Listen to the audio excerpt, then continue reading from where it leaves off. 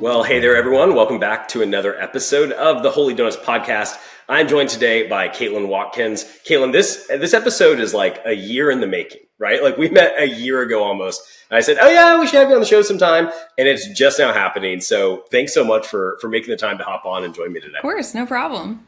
Yeah, so just to give everyone a little bit of background, I'll have you tell a little bit more of your story, but you are the VP of Development at Unto, which is the humanitarian aid ministry of Cru, which everyone's got to know. Cru, huge ministry, and obviously tons of brands within Cru. You head up development for the Unto ministry. So give us a little bit of background, tell us a little bit about Unto, and then give us a little bit of your story of how you got involved with Cru and got to where you are today working with Unto. Yeah, so I actually just recently made the switch over to Unto, but been working for Cru for like 7.5 years now. So just switched into this role, but I've worked kind of alongside Unto for a number of years, even while I was just with Cru. But Unto's in a really unique space. We have, Cru has missionaries in over 190 countries around the world. But in some of the toughest places, we have trouble getting access to different people groups. And really, our way to access people with the gospel is through humanitarian aid.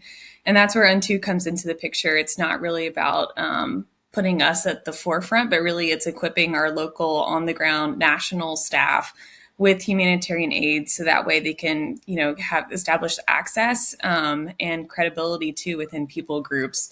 To actually have a greater reach of their ministry into some of the most remote, so the toughest locations. It's not places that you're going to have on your vacation bucket list, but it's places that are unreached with the gospel. And so that's really, it's humanitarian aid is showing the kindness of Jesus to people in some of those places. So yeah, that's a little bit about Unto and the work we're doing. Very cool. And so how many countries are you all working in? Like, I know it's crisis, sometimes relief, it's a little bit of everything. And so that's not always predictable, but on average year, how many countries are you all working in? Yeah, it varies a little bit, but I would say like Unto's footprint's probably in around 40 of those countries. So working in some of those places. Yeah. Very cool. Very cool. And then how'd you get there? How'd you get to Cru? Were you like, hey, I've been with Cru since I got like undergrad? What's kind of your story to kind of get into this donor development role? Yeah, I joke with people. I was like, I don't know if I necessarily, like, as a kid, dreamed of being in development. Like, I wasn't keeping the offering envelope at church and being like, I just want to go into raising funds. But I graduated with a degree in public relations and a minor in nonprofit management. So I was like, not really sure about what I wanted to do with it. But when I was in college, one summer I had an internship. I knew one of the local directors of the American Cancer Society. So I had an internship with them, started helping with Relay for Life events. And then right out before I graduated college, I was so excited because I landed my first full-time job working as a community rep for the American Cancer Society. So I did that for a number of years. And then, kind of more like grassroots community fundraising events type thing. And then I went to work for a children's hospital after that, doing annual giving, some major donor things, and then came to Cru. Very cool. Very cool. Okay. So you've got a pretty big, CV of nonprofit work. So I'm excited to hear what you have to say about this. What is, like, if you're talking getting coffee with someone else who's in development, whether it's digital, whether it's kind of traditional mail stuff, what would be your best gold nugget of strategy or your value bomb to them about, hey, when you're working on your campaigns, here's the one thing you need to consider. Or maybe it's a little hack that you've come across or a strategy that you just love when it comes to helping fundraise and helping increase the impact of the organization. Yeah. So I'd say one of the things I'd kind of take that question as what's one of the things I'm always excited to talk about when it comes to development. Yeah. And I think, so one of the spaces that when I first came to Cru, I was working in new donor acquisition. And my job was originally new donor acquisition through direct mail. And I found that as it was great. We were bringing in donors, but it felt really limiting. And it also felt like, are we going to be doing this in 25 years or something like that? Right. And really, I wanted to expand out of that. And the big question that I was asking that honestly, probably if you asked every development director that you've come in contact with was how do we get younger donors? because we're getting tons of donors, but like their first gift to the organization through direct mail is like 70 years old, and that's great. Right. But it's like talking about how do we engage the next generation, even if they're giving small amounts Yeah. now. And so Totally. we did a lot of testing in this area, and I just kind of started off by saying like, "Can I try this in my space, Yeah. even though it's not my exact Yeah. job?" And Yeah. I'll talk more about that later, but that's exciting. And so one of the things we started doing was testing in podcast, which is a great Okay. conversation now for what we're doing, but Yeah. testing Yeah. in podcast ads, which at the time, that was probably like 5 years ago now, really there weren't a ton of nonprofits that were doing podcast ads, making Totally. requests for donations.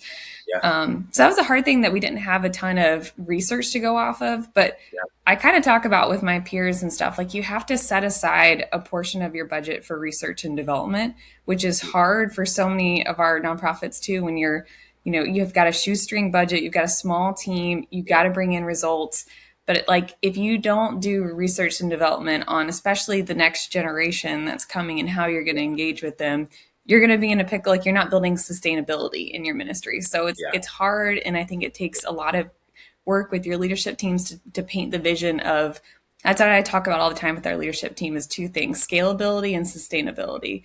And you've got to be building both in your development programs. So that was part of my like sustainability is you've got to be engaging this next generation of donors. And so we did that through podcast ads, and it was, I mean, it's expensive to do podcast ads, but it was trying to Yeah. figure out, like, our team figured out this kind of ratio of our spend versus the break even point, and asking for monthly gifts too was a Yeah. great low entry, engaging, people that are in their late 30s, early 40s too, of making a monthly gift. And like, we've had a lot of success with that because it engages, through direct mail, you get a first gift and 70% of them don't actually make a second gift to the Right. organization. Right. So when we are asking for a monthly gift, it's actually helping us build better sustainability too for the ministry. So I love that. So one comment and then a whole bunch of questions off yeah, of yeah, that. So I love podcasts because also all the data shows that podcast listeners are generally very well educated, yeah. and also which is going to lead to higher income levels, which means more propensity for giving. So genius on that level to be going and hitting podcasts. Well, hey there, Holy Donuts listeners. Ever feel like your nonprofit's donor experience is like a jelly-filled donut with no jelly? Well, don't fret. We found the jelly to your donut dilemma.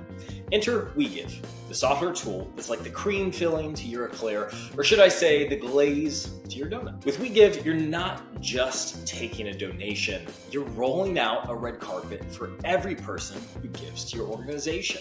And with WeGive, you get an incredible donor portal, events, pledges, surveys, segmentation, on and on we could go on the features. And those checkouts, though, smoother than my attempt to make homemade donuts, which let's just say didn't quite rise to the occasion. See what I did there? With WeGive's innovative engagement tools, your donors won't just feel the love, they'll be coming back for second. Because nothing says thanks for your dough better than a world-class experience. So if you want to sprinkle some extra special magic on your donor relationships, check out wegive.com. So talk us through, like, you say it's expensive. Like, you want to sponsor a podcast, do an ad. Like, what are we talking? Are we talking $5,000? We're talking $50,000? Like, how much should someone budget for even just a little test on something like that? Yeah. And I'm gonna give like the worst answer. It depends. It's okay. But like but Yeah, really yeah. like the hard part is like when we came up with kind of our formula for how much our spend was versus how much we were asking for in the monthly gift and how many monthly donors we would need to come out of that to reach our break even. Like we were trying to break even on these donors, like around Totally. 18 months or something to break even. And so Okay. trying to figure out that formula of what the cost, and that's the main thing I would encourage if you're considering that, is go into it with a goal. Don't just, make Yeah. a spend. Because I mean, there were some that the bigger the reach of the podcast, the better your results are usually coming out of it. So it's one of those areas that's tricky. And I talked about that with the smaller teams. It's like, it's hard to test into because you test a small nonprofit or a small podcast that's only going to charge you $5,000 for an ad. You Right. really don't have the reach. And so you may get it's not a big of a data point. Whereas I mean, we're testing with a country music star's wife has a podcast, and so that's costing like Yeah. north of $20,000. Yeah. But we are Totally. getting hundreds of monthly donors coming in. So Amazing. it gives us much more of a data point, but it's a bigger risk and spend type thing. But we saw a great Yeah. benefit from it. Very cool. And so it depends wildly on the size of the audience. The bigger you go, the bigger the reach, right? So Yeah. the better the results. And then just talk us through, like, how do you even reach out to that person? Are you working through a broker for that deal? Or are you just going direct and saying, hey, we love your podcast. Let's talk to your producer. Can we sponsor this? How do you logistically get that set up? Yeah, it's different for each podcast. I think over the years since we started this program, probably like 5 years ago, podcasts have gotten much more sophisticated in their advertising streams. So it used to be literally going onto the podcast website and looking at their contact us Yeah. page and sending them emails. But now a lot Yeah. more have kind of like conglomerated ad companies that they're working with that will work directly with them. So it depends on how big the podcasts are. A lot of times they have kind of a one central spot for, and again, it's sometimes the network they're on. We usually work with the network itself Right. and say, these are the shows. And that's the one word of caution I would say in this space too. Like, I think you can go into the approach of like, hey, we want to buy ad space on your network, and you can show up and we'll target and make sure you reach 25-year-old Christians, etc. But then they're going to scatter it across all the podcasts in their network. And we did not take that approach. We said we only want to show up on these shows. And the challenge with that is making sure it's aligned in values with your brand. You may find me listening to one of these podcasts, but if you show up as your Christian nonprofit in the space, I'd be like, wait a minute, like, are you supporting them? And that's the tricky space to navigate with it. Yeah, totally. No, I love the idea of, one, research and development budget, but then also testing things like podcasts. It's just such an awesome audience that's there, and most nonprofits aren't really thinking that way. So thank you so much for dropping that on us. Yeah. Okay, transition a little bit. I want to talk macro level now. We kind of went micro campaign level. Can you give us maybe a trend that you're seeing in nonprofit land that's got you a little bit concerned, and then on the flip side, one that's got you really excited for what's next for ministries? Yeah. So I would say, like, and I'm concerned and at risk of sounding like a geriatric millennial, like the AI thing is, and I'll caveat this with like AI, and it's not that I'm concerned in like what AI is doing in our world, but more so I feel like in my years in nonprofit, it seems like sometimes that we trend like a generation behind in tech. And so it's like we know that we need to be a part of these things, but we're slower to catch up with the for-profit space in tech sometimes. And a lot of, I mean, some of that's for good reason. Like we want to be good stewards of our dollars and our operation. When new tech comes on the market, it's unknown, untested, it's expensive. And so we have to give it some time. But I think that's just like AI is growing so quickly, and to figure out how do we learn and keep up with it at the pace, and how do we apply it in a good, constructive way in development, I think is my biggest kind of question for that. Yeah, no, that's great. I mean, AI is one of those things too that I am like as tech nerd as they come, but even I get to the point where I'm like, okay, I just wake me up when we get there.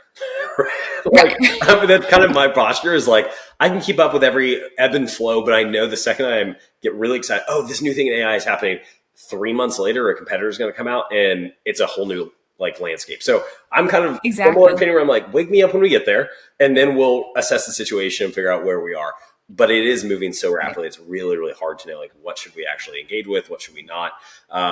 This is actually, I tend to agree with you. I think this is actually a place where it is beneficial for nonprofits to be 10 years behind, because you just kind of let it play out, right? Let's let it, not every new trend is a good trend. And so let's just let it play out and see where it lands. And then we can, make a good decision once we see where everything lands. So love that. Yeah.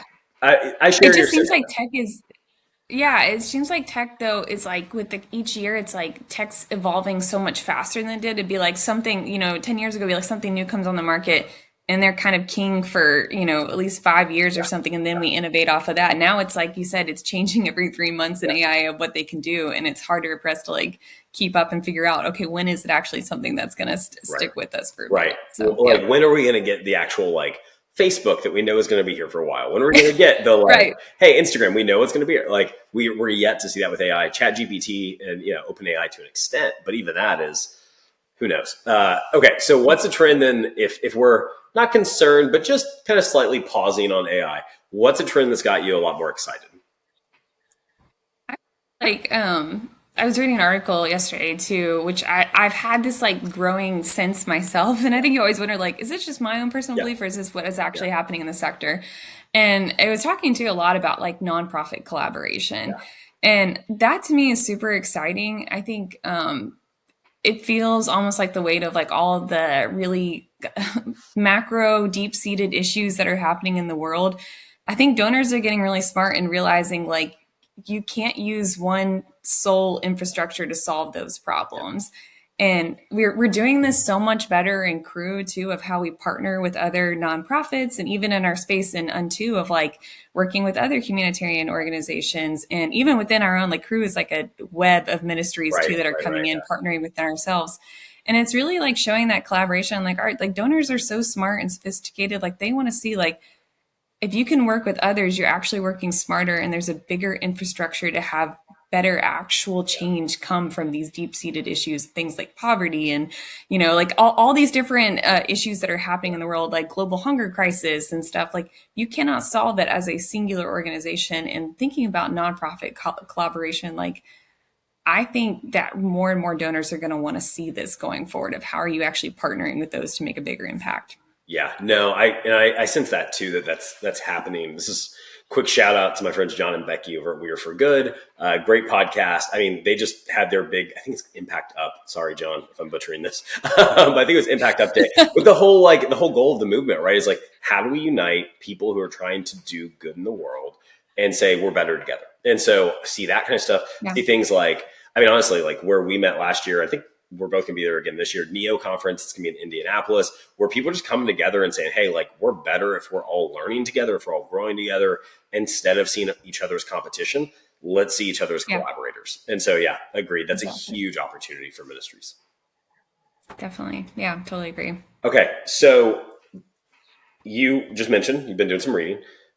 I get the sense that you're someone who's a reader, a learner, kind of constant growth sort of person. So what's a book, resource, whether it's a blog, article, magazine, if people still subscribe to those, that you are consistently recommending to your team and to other people in this space?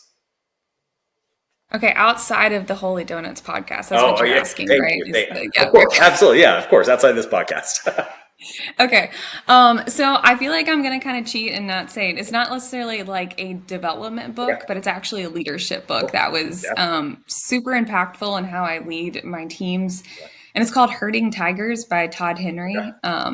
It's super great. Someone asked me the other day, was like, what do you prefer, leadership development or leadership or fund development? Yeah. And I was like, man, that's a hard question. I'm like, I do love fundraising, but like leadership is my number one priority. I think if you can lead well, then fund development goes alongside it. Like if you can encourage and lead your teams, and it makes it a fun place to work too. Totally. And so this book really challenged me. It's all about like how you lead creative people. Yeah. And I think it's like an untapped market in our fund development space, especially in Christian nonprofits. Like we're not always thinking like, oh, we need really creative people to be in Yeah. this space. Yeah. But I think it's something that we really do need. And I think about like I gave that example when I was hired on to Crew originally to bring in new donors through direct mail, Yeah. and the book is always challenging of like how do you lead people, maintain trust with them so you can actually but encourage them to try new things, not just fulfill their job description. Totally. And so I've had tons of leaders in Crew that poured into me and gave me that mindset of like you give them the guardrails of like here's where I'm, but like give them an expanse to work in and actually be creative in their jobs. You're not just a direct mail person, but you're just how do we get new donors? Yeah. And so giving that freedom and actually making your development team see that they are creative people. The book was really inspiring to me, and I think it really shaped how I lead my team. Very cool. That is a great recommendation. I have in the past hosted another podcast on church creative specifically, and that book was recommended to me is one of the first episodes I ever did by a guy named Chris Quartz up at Crossroads Church. He's the head of their creative agency there, and same way. Everyone who's ever told me about that book loves the book. So I'm yet to read it, so I'll put that on the Amazon list. Now I've been sufficiently guilted to read it. I've heard it's a wonderful book, so highly recommended based on multiple smart people I know. Okay, so if folks want to find out about Unto, the work you all do, Kaitlynn, where's the best place to check you all out on the online interwebs? Yeah, so you can go to unto.com or follow us on Instagram at unto_people. So yeah, I'm not in charge of it, but our team does a fantastic job with social media and sharing impact stories from the field. So I really encourage you to follow along. Awesome. Well, Kaitlynn, thank you so much for taking the time today. I know you're busy. Get back to raising funds, get back to leading people. It was awesome having you on the show. Thanks so much for having me.